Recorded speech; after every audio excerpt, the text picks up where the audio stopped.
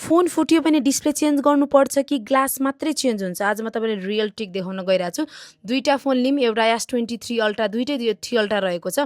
एउटामा नम्बर 1 लाई चाहिँ ग्रिन बनाऊँ, नम्बर 2 लाई चाहिँ व्हाइट बनाऊँ है त।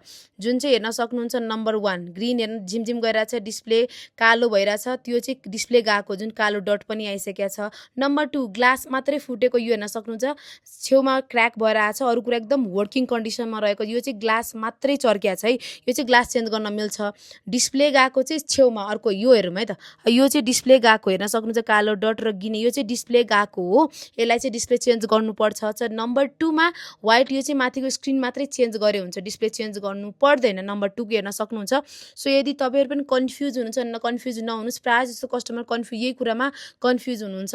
सो डिस्प्ले गएको हेर्न सक्नुहुन्छ, ग्रिन आएको, टचहरू वर्किङ हुँदैन, यो चाहिँ डिस्प्ले गएको हो। ग्लास फुटेको भनेको एकदम वर्किङ कन्डिसनमा साइडमा मात्रै क्र्याक भएर आएको छ। सो कन्फ्युज नहुनुहोस्। Visit MTS lab.